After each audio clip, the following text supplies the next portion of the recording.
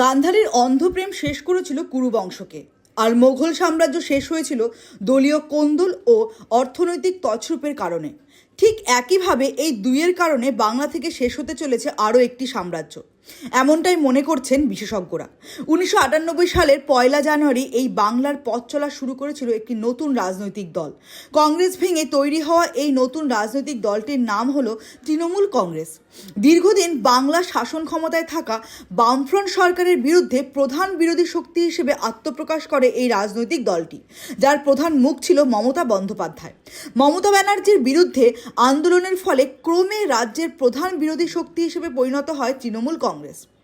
1998 সালের পর থেকে 2006 সাল পর্যন্ত পশ্চিমবঙ্গের নির্বাচনে সেভাবে বিরোধী শক্তি হিসেবে আসন সংখ্যা বৃদ্ধি করতে না পারলেও 2009 সালে লোকসভা ভোট থেকে এ রাজ্যের শাসক দল বামফ্রন্টকে চরম চ্যালেঞ্জের মুখে ফেলে দেয়।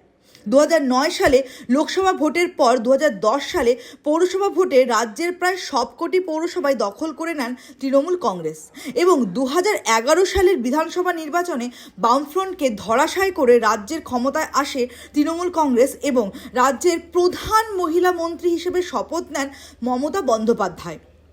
রাজ্যে পরিবর্তনের পর 2021 সালে তৃণমূল কংগ্রেসে যোগ দেন তৃণমূলের সুপ্রিমো মমতা বন্দ্যোপাধ্যায়ের প্রাণের ভাইপো অভিষেক বন্দ্যোপাধ্যায়। সেই বছরই রাজ্যের যুব কংগ্রেসের সভাপতির দায়িত্ব দেওয়া হয় অভিষেক বন্দ্যোপাধ্যায়কে। প্রথম 5 বছর মোটের ওপর সব ঠিকঠাক চললেও 2016 সালের বিধানসভা নির্বাচনের পর থেকেই ভাইপোর সাথে দূরত্ব বাড়তে থাকে দলের অধিকাংশ নেতৃত্বের। দলের নেতৃত্বে খুব বাড়লেও পরম আত্মীয়র কোনো দোষ চোখে দেখতে পেতেন না মমতা বন্দ্যোপাধ্যায়, আর সেখান থেকেই ভাঙন শুরু হয় তৃণমূল কংগ্রেসের। যার হাত ধরে তৃণমূল কংগ্রেসের জন্ম হয়েছিল, সেই তৃণমূল কংগ্রেসের সেকেন্ড ইন কমান্ড মুকুল রায়ের সাথে দূরত্ব বাড়তে থাকে দলের। সেকেন্ড ইন কমান্ড হয়ে ওঠেন নয়নের ভাইপো অভিষেক বন্দ্যোপাধ্যায়।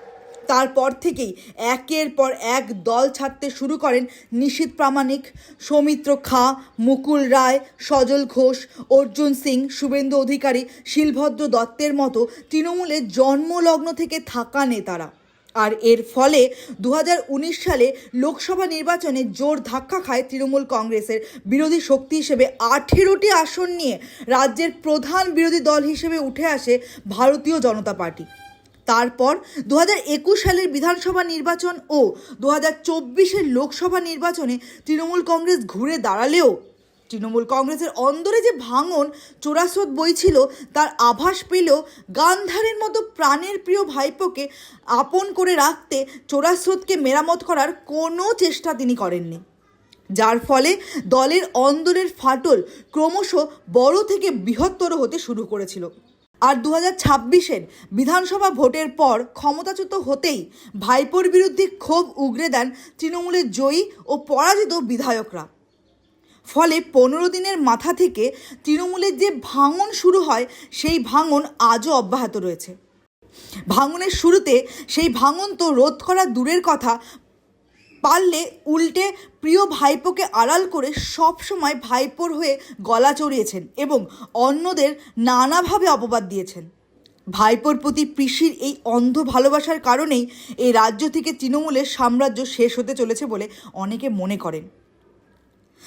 গান্ধারীর মতো অন্ধ ছেলের প্রতি স্নেহ এবং মোঘল সাম্রাজ্যের মতো অযোগ্য উত্তরাধিকারীর হাতে ক্ষমতা সঁপে দেওয়ার দলীয় কোন্দল এবং অর্থনীতির দুর্নীতির কারণে মাত্র 29 বছরের তৃণমূল সাম্রাজ্যের পতন অনিবার্য বলেই মনে করছেন বিশেষজ্ঞরা।